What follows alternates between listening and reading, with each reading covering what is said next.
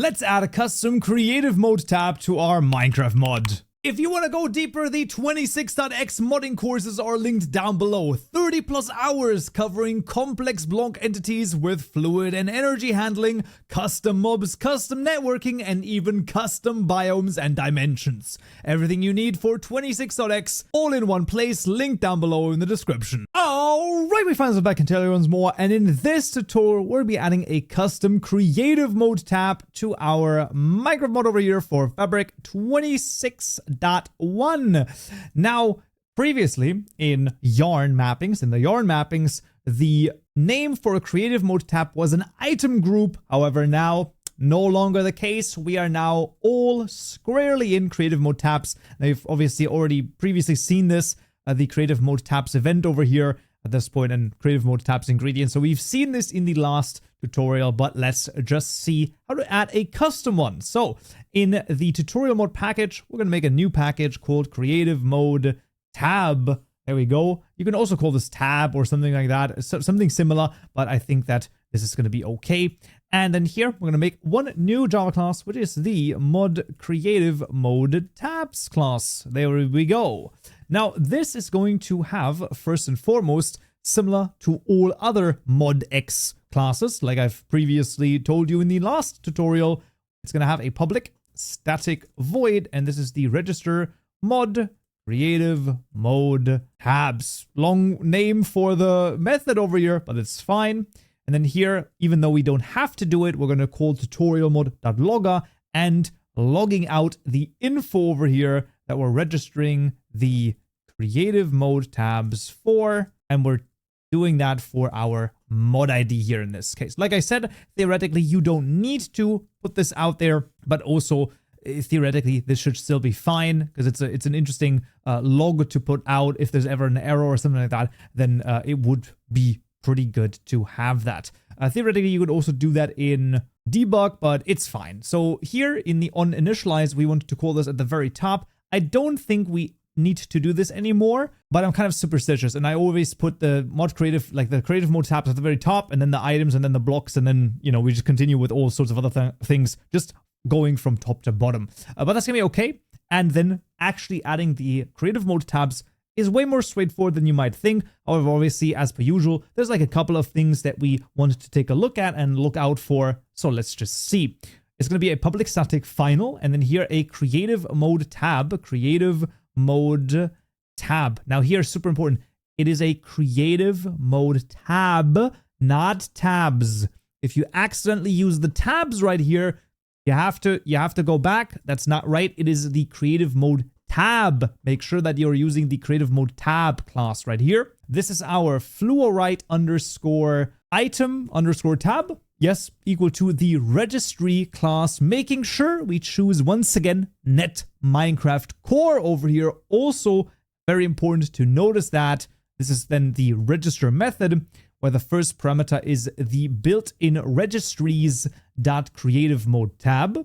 The second parameter is going to be an identifier, and you can see it actually suggests this to us already from namespace and path, where you, as the first parameter, put in the tutorial mod.mod ID to basically say, hey, this identifier is from our namespace, so from our mod in this case. And then this is going to be the fluorite underscore items. That's going to be okay as a name. Then after the first closing parenthesis, we will start making a fabric creative mode tab.builder, calling the builder method and the build over here at the same time. And then after the builder method right here, we can basically expand this and actually call certain methods on the builder over here, as you can see. So there's the display item. Oh, there's the display items right here. You have the aligned right. I'm not 100% sure. Height title. So aligned right. I think that actually just aligns it right on the whole thing. Quite interesting, actually. So for our purposes, we're going to choose the icon right here, and that's going to be a supplier of a new item stack, passing in mod items.fluorite. So the icon at the top, that's going to have the fluorite as its icon. Then we're going to have a title. This is going to be component.translatable. And here we can just do something like creative tab or creative mode tab, whatever you choose, tutorial mod fluorite, there we go, underscore items, for example. And here, the cool thing, if you have the Minecraft development plugin installed, you can hover over this and it basically tells you, hey, there's no, translation for this translation key. So we can create that. For example, this is the fluorite tutorial items, hit OK, boom. And then it is automatically added right here to the en_us JSON file. So that's pretty neat, if I do say so myself. And then the final thing to do here is to use the display items method. And that's going to actually be how you add these specific items to this creative mode tab. So display items, we start typing in PA, so for parameters over here, and then it suggests to us the display items generator. We're going to do that, boom, and then we're going to add a open curly bracket, and then the closing one is going to generate automatically. And then inside of here, we can simply say output.accept mod items.flowRite, and that is going to add the flowRite. And if I duplicate this line, we can also add the raw flowRite over here.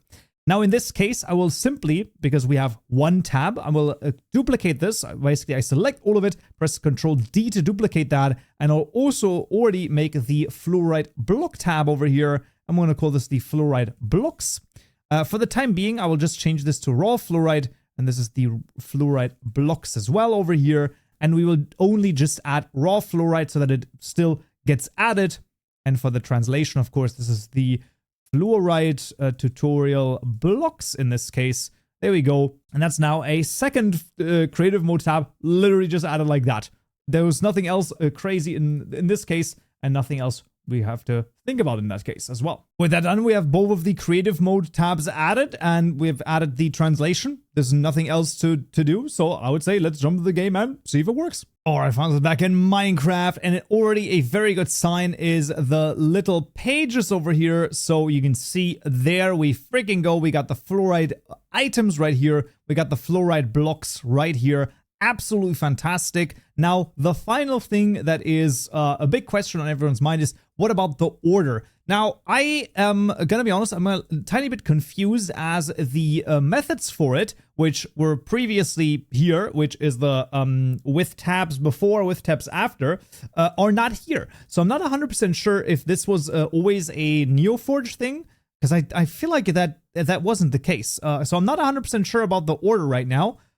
If I do find anything about that, then I will add it to the pinned comment and or the description. So do check that out. But yeah, I'm a little bit confused myself on this. Basically, they will always be added after the vanilla tabs, but then they might appear in a random order. So if you have like 8 of them, then they will most likely appear in a random order. So yeah, that's kind of weird, but there we go. That's still custom creative mode tabs added to Minecraft. As always, all of the code is available to you down below, but that's going to be it for this tutorial right here. I really hope you found this useful and you learned something new. And next time, we'll add custom blocks. See you there. So, yeah.